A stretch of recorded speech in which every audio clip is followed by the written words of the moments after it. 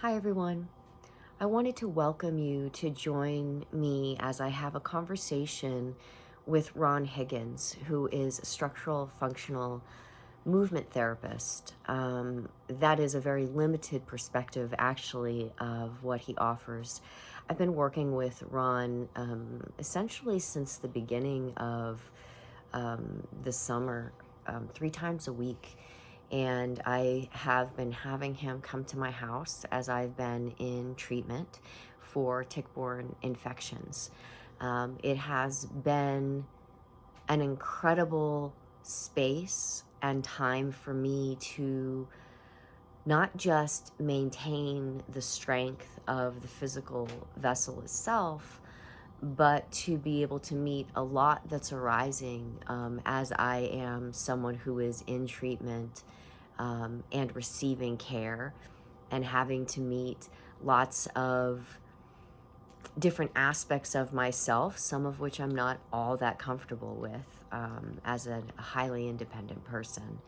Um, he is someone who brings the perspective of also being a caregiver, as someone who took care of his wife as she met ALS in the end of her life and also supported her as she chose to die with dignity. And we're going to have a conversation about, what it means to be in the process of treatment, of healing, of dying, of grieving, of living, and, what happens to the humans that are left here on the planet.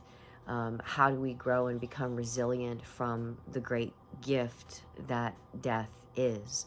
And how do we develop a relationship with grief that allows us to feel into the abundance of opportunities that this moment in everyone's life presents, not just for them, but for everyone who touches into their experience. So after our conversation, we're going to have a channeling. So I will, as Kim, who would have been speaking with Ron for, a little while as a trauma-informed explorer of the existential nature of being human, of the patterns of thought that can be disruptive to the flow of our universal being and connection to source. I'll be channeling consciously during the first part of our conversation, just holding the space for spirit as we are discussing all of the topics and questions that you may have, shares that you may offer that will help us expand our understanding of this wonderful life experience that brings with it so many different emotional aspects and journeys.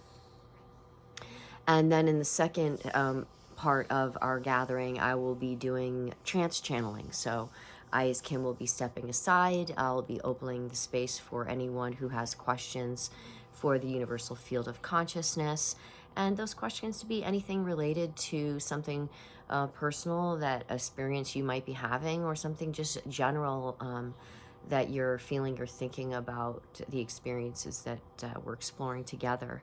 Know that whatever you're choosing to share with anyone who will be experiencing that we're all humans. So even if we are not experiencing the same storyline as you might be having in the moment, that we can understand that we may have at some time, or we may in the future, we know someone who is, and it helps us expand our empathy, compassion, and understanding, both for ourselves and for others. So everything that's shared is sacred. Everything that's received is sacred. And we don't need you to believe in channeling, of course.